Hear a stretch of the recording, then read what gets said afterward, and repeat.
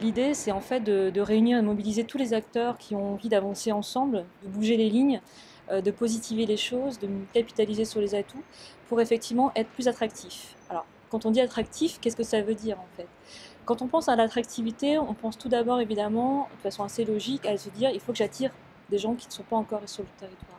Des visiteurs, des touristes, des étudiants, des nouveaux habitants, des entreprises, des investisseurs. Donc on parle beaucoup d'image, de notoriété, de séduction, finalement de désir de territoire. Pour le Pays d'Arles, c'est presque le plus essentiel.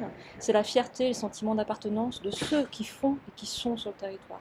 Ce sont les acteurs, les habitants, les entreprises, les artistes, les créatifs qui sont sur ce territoire.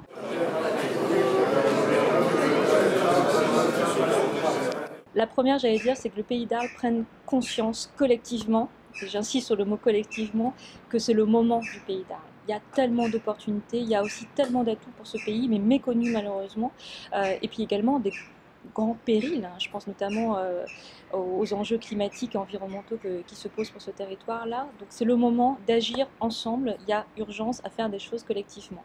La deuxième plus-value, c'est effectivement le plaisir justement de faire ensemble, de se rendre compte qu'on est hyper attaché à ce territoire-là, que finalement on a beaucoup plus de liens communs. C'est ce que le portrait identitaire qui a été présenté hier a révélé.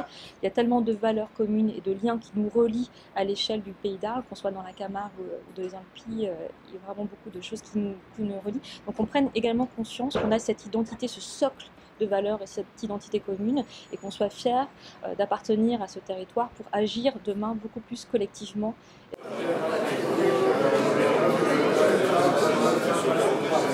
Donc j'ai une vision assez globale sur les politiques culturelles en France.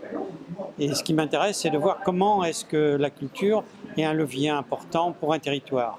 Comment la culture, les artistes contribuent à l'imaginaire d'un espace, d'un territoire et un facteur de développement pour tout le monde.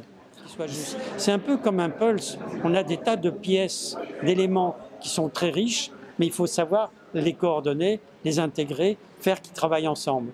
Et un des objectifs aussi, c'est dans une certaine mesure de comment est-ce qu'on relie tourisme et culture, l'agriculture et la culture, les paysages différents, comment il y a un travail sur l'image, la lumière, la nature. Et tout ça, les acteurs culturels ont un imaginaire, les artistes ont un imaginaire, et ils ont des choses à proposer à l'ensemble du territoire et à l'ensemble des habitants. Il y a quelque chose qui est ressorti, qui est très intéressant et qui j'ai bon espoir qui va se faire mieux, c'est de travailler ensemble entre associations. Donc ça, c'est mon désir profond. Je pense que la force naît de la complémentarité, de l'énergie. Et donc ça, j'étais très contente que ça ressorte et j'ai bon espoir que les gens travaillent plus ensemble.